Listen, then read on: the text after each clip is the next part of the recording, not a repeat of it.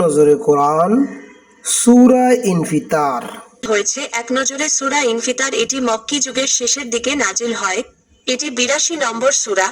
এর আয়াত সংখ্যা ১৯। সূরাটি মক্কায় অবতীর্ণ হয়েছে, তাই এটিকে মক্কি সূরা বলা হয়। নজুলের ধারাবাহিকতা, অবতীর্ণের ক্রম অনুযায়ী এটি ৮২তম সূরা। এটি সূরা আনো নাজিয়াতের পর এবং সূরা আল ইনশিকাকের পূর্বে নাজিল হয়েছে।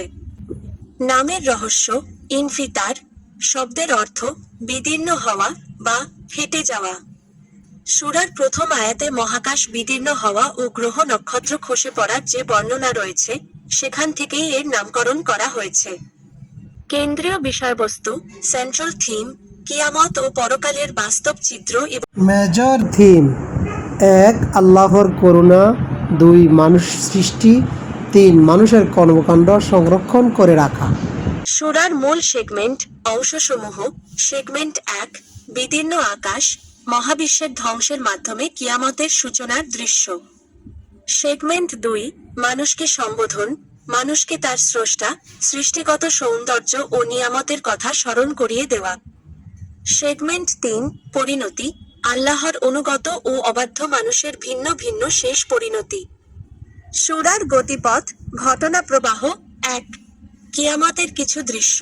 কিয়ামত শুরু হওয়ার সাথে সাথে আকাশ ফেটে পড়বে, তারাগুলো ঝোড়ো ঝোড়ো করে খসে পড়বে, সাগরের পানি প্লাবিত হয়ে এক হয়ে যাবে এবং কবরগুলো উন্মোচিত হয়ে উল্টে যাবে। ২. ধোঁকা কেটে যাওয়া, মানুষ পরকালকে অবহেলা করে দুনিয়ার ধোঁকায় পড়ে আছে। তবে কবর থেকে বেরিয়ে চোখের সামনে পরকালের চরম বাস্তবতা দেখতে পেলে সব ধোঁকা কেটে যাবে। ৩. ফাঁকি দেওয়ার সুযোগ নেই, দুনিয়াতে অপরাধ করে পার পাওয়া গেলেও পরকালে তা অসম্ভব। কারণ ফেরেশতারা মানুষের প্রতিটি কর্ম নিখুঁতভাবে সংরক্ষণ করছেন। ৪.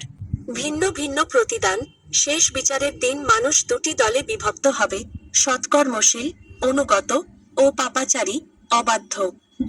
উভয় দলের প্রতিদানও হবে সম্পূর্ণ আলাদা। কারণ ও প্রভাব, কজ এবং এফেক্ট, শিক্ষা, নিজের ভারসাম্যপূর্ণ ও সুষম সৌন্দর্য সৃষ্টি করার জন্য পরম করুণাময় আল্লাহ তাআলার প্রতি কৃতজ্ঞতা প্রকাশ করা উচিত। এই ভাবনাই মানুষকে স্মরণ করিয়ে দেয় যে রব এত সুন্দর অবয়ব দিয়েছেন, তার অবাধ্য হওয়া চরম অকৃতজ্ঞতা ও অপরাধ।